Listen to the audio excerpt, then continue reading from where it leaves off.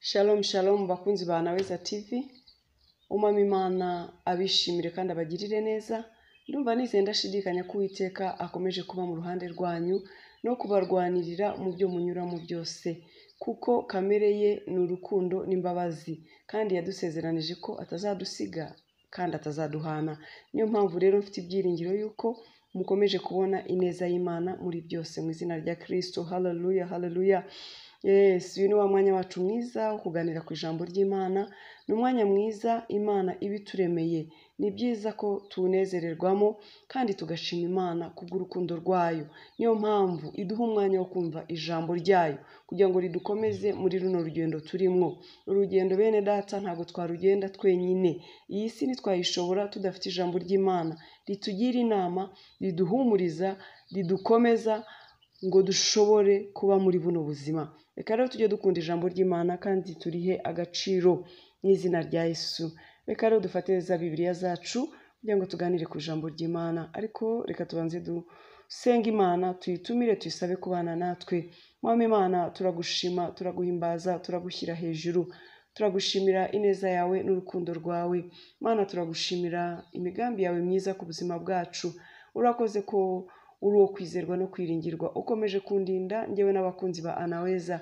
Twese Mwami wabaye mu ruhande rwacu, dore kuri Imana ibera hose icyarimwe. Wakomeje kutwitaho, kuturengera, kudutabara ndetse no kuturwanirira mu bintu byinshi bitubuza amahoro kuri iyi si. Ushimwe ko utajya udusiga. Ushimwe Mwami Imana kudukunda urukundo rutagira akagero. Nuhabwe icyubahiro n'ikuzo murengezi wacu. Tugeze rero Mwami Imana mu mwanya wo kuganira ku ijambo ryawe. Turagusabye kugira ngo ubane natwe. Mwami, ubuhanga bwacu ntabwo busingira ibyawe, ntabwo twasobanukirwa ijambo, ntabwo ryakora mu buzima bwacu atari wowe urikoresheje, atari wowe utuyoboye. Ntacyo nakwigisha ubwoko bwawe utabanye nanjye Mwami. Ndi umwana w'umuntu ubuntu, ariko uri kumwe nanjye Mwami Imana. Iby'ubutwari rwose byakoreka kuko niwe ukorera muri jyewe.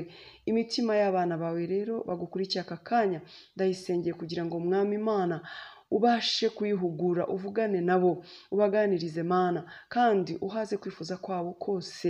Ukiza abarwayi, utabara abagutabaza, bose reka babone ineza yawe n'urukundo rwawe muri byose.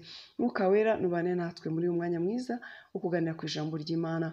Izina ryawe nishimwe Mwami Imana, mu izina rya Kristo Yesu.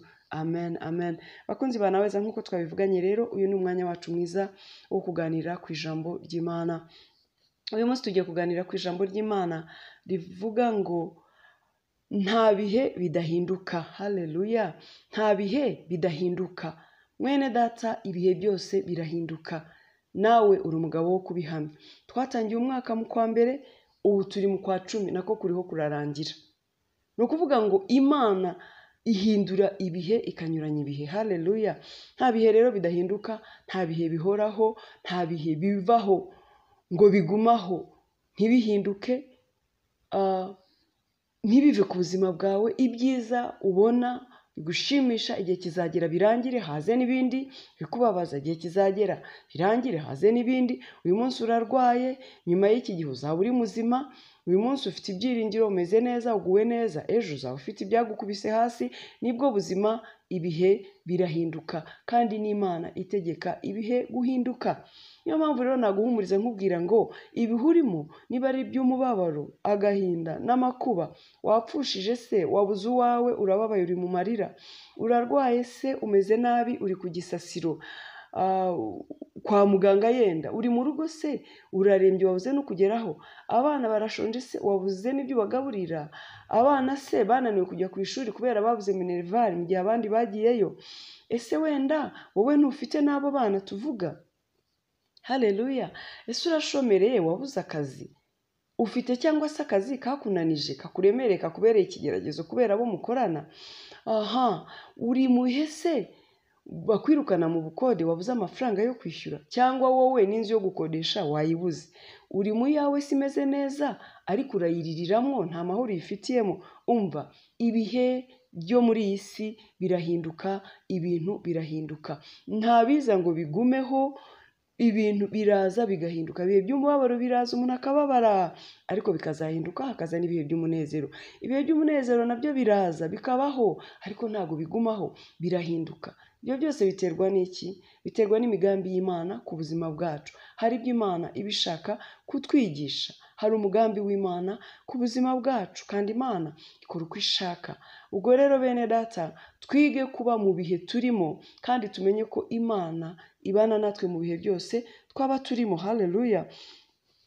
Reka rero dusome ijambo ry'Imana.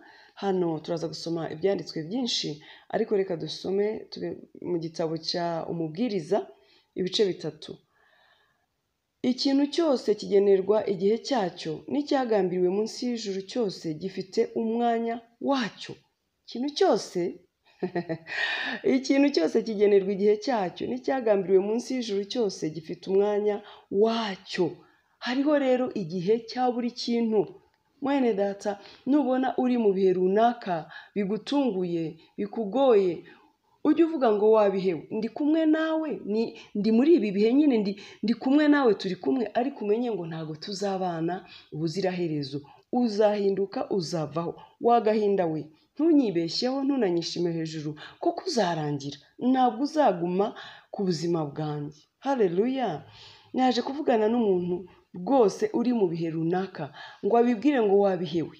Ntunyibeshyeho, ntugire ngo tuzagumana. Oya, uzahinduka, uzagenda, kuko hari n'ibindi byaje bikibwira yuko nzagumana nabyo, ariko bikagenda.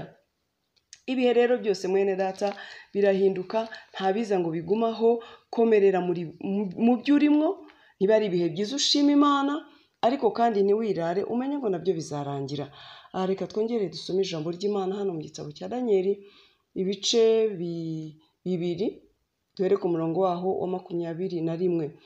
Aravuga ngo niyo inyuranye ibihe n'imyaka, niyo yimura abami ikimika abandi, igaha abanyabwenge ubwenge, n'abazi kwitegereza ikabaha kumenya. Imana niyo yimura abami ikimika abandi, niyo iha abanyabwenge ubwenge. Haleluya. Niyo iha abatware kumenya no gutwara. Yesu nashimwe cyane. Niyo yimura abami ikimika abandi, niyo ihindura, mbese mu yandi magambo, niyo ihinduranya ibihe. Niyo iha abazi kumenya no kwitegereza ubwenge, niyo itanga byose. Imana niyo ikora ibyo byose. Niyo itangira ukwezi ikazana kurangiza hakaza ukundi, igatangiza umwaka ukazarangira hakaza undi. Ibihe bikaza mu buzima bwawe bikazarangira. Nawe hari ibyo ujya utekereza ukabyibazaho ukavuga uti bya bihe byararangiye, sinari nzi ko byarangira. Yego byararangiye, ariko hazaza n'ibindi, kuko Imana niyo inyuranye ibihe. Ikimika abami ikazabimura igashyiraho abandi. Irahinduranya ibihe uko yabiteganyije, uko yabitegetse muri gahunda yayo, muri karandiriye yayo. Ni Imana inyuranye ibihe. Haleluya. Ni Imana inyuranye ibihe.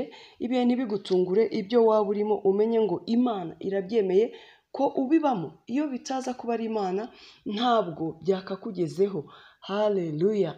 Reka dusohoreze mu gitabo cya Zaburi ibice 30 umurongo waho wa 6.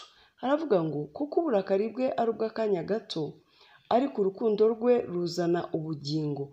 Ahari kurira kwararira umuntu nijoro, ariko mu gitondo impundu zikavuga. Haleluya. Kuko uburakari bwe ari ubw'akanya gato. Uburakari bw'Imana ni ubw'akanya gato. Birashoboka ko hari ibihe waba urimo Imana ikurakariye bitewe n'ibyo wakoze, bitewe n'ibyakujyanye kure yayo, ikaba itakwishimira rwose. Nawe ubibona ko wumva Imana iri kure yawe bitewe n'ibyo wakoze. Ariko ijambo ry'Imana hano riratubwiye ngo uburakari bwayo ngo ni ubw'akanya gato. Yesu ashimwe cyane. Kandi turakarira nk'abana ikunda, kuko aravuze ngo urukundo rwe ruzana ubugingo. Araturakarira akaducyaha mu gihe tutakoze ibimunezeza, ariko agahindukira urukundo adukunda no kuduhumuriza no kutwitaho. Ndetse n'ubwo burakari aturakarira mu rukundo, atwiyegereza, aducyaha mu bugwaneza, kugira ngo duhindukire tumenye ko ari Imana dukwiriye kubaha no guha agaciro. Tumenye ko dukwiriye kuzibukira, tukava mu byangwa n'amaso yayo, tukayikunda, tukayubaha. Nguko uko Imana itugenza mu rukundo, mu mbabazi, mu mpuhwe zayo nyinshi, ntabwo itureka. Haleluya. Kandi aravuze ngo, iri jambo riravuze ngo urukundo rwayo ruzana ubugingo. Ibyo ikora byose bikora mu rukundo, kuko umugambi wayo ari uko twese tuzabona ubugingo. kuko yatanze umwana wayo kugira ngo umwizera wese atarimbuka ahubwo azahabwa ubugingo buhoraho. Ibyo ikora byose rero, niyo iturakariye, niyo iducyashye, niyo iducishijeho akanyafu, ni rwa rukundo rw'Imana ku bana bayo yaremye mu ishusho yayo. Ibikora kugira ngo duhindukire. Hanyuma rero asoreje ku murongo uvuga ngo ahari kurira kwararira umuntu nijoro, ariko bwacya mu gitondo impundu zikavuga. Birashoboka ko yabikurakariye, ariko ejo impundu zikavuga akaguhoza ayo marira. Birashoboka ko yaba yemeye kunyura mu bigeragezo runaka mu buryo bwo kukwigisha no kuguhugura kugira ngo ukomere mu kwizera, umenye neza ko ukwiriye guhanga Imana amaso kuko niyo ishobora byose. Hari aho ibishaka kutwigisha ngo tumenye ko ubwenge bwacu ntacyo bwatugezaho, tumenye ko ubutunzi dufite ntacyo bwatugezaho, tumenye ko amashuri yacu hari aho ataturengera, tumenye ko ariyo yonyine dukwiriye kwisunga no guhanga amaso mu bihe byose, tumenye ko ariyo mutabazi. Haleluya! Hari ibyo Imana iducishamo kugira ngo tumenye ko nta handi gutabarwa kwacu kwava uretse ku Mana yaremye ijuru n'isi. Ariko nkunzi umurongo urangira ngo ahari kurira kwararira umuntu nijoro, ariko bwacya mu gitondo impundu zikavuga.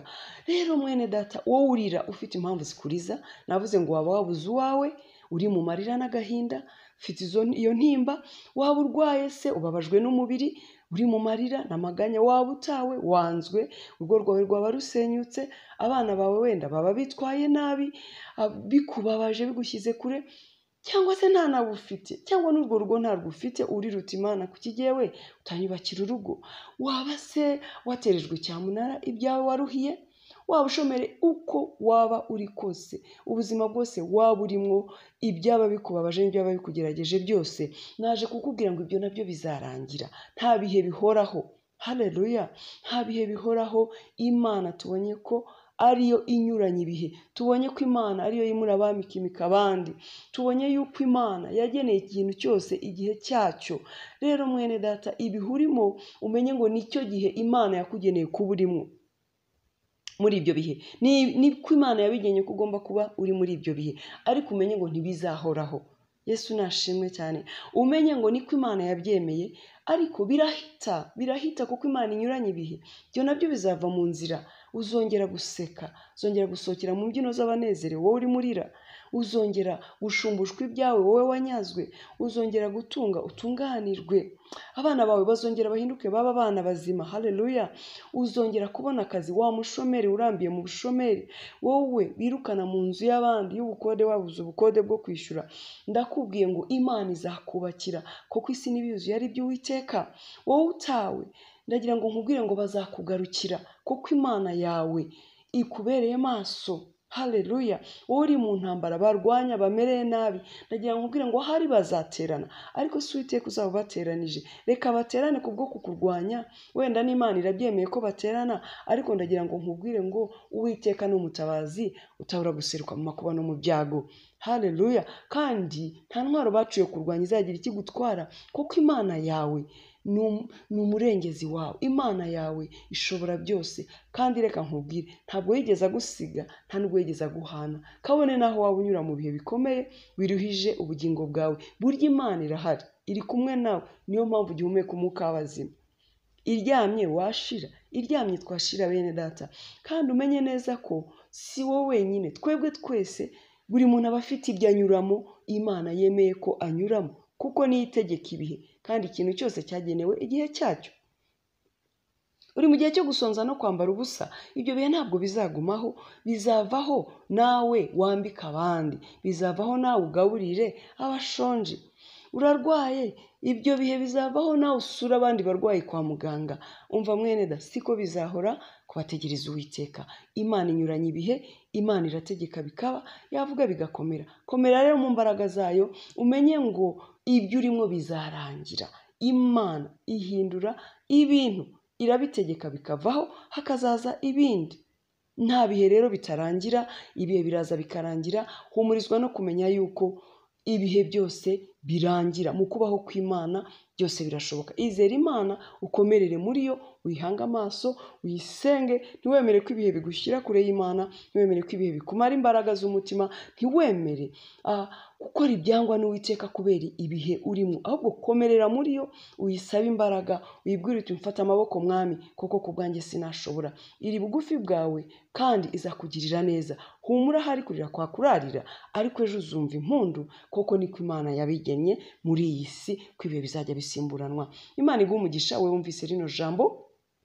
Kandi nagira ngo mbabwire ngo bakunzi ba Naweza, muri abantu b'agaciro muri uyu murimo no ku muhamagaro Imana yampamagaye. Muramfasha, murankomeza, muranshyigikira, ariko nanjye nahagurukiye gukorera Imana. Ndabizi ibyo nkora bifite umumaro ku buzima bwanyu, kuko Imana ntabwo ijya yemera ikintu kidafite umumaro kigera ku bana bayo. Ba Maso rero, ukurikira ijambo ry'Imana ya Naweza, ujye ukurikira buri kimwe cyose kinyuraho, kizajya kikugirira umumaro. Ndabyizeye, ndashidikanya. Imana y'amahoro ibaho umugisha kandi ushizeho kubagirira neza.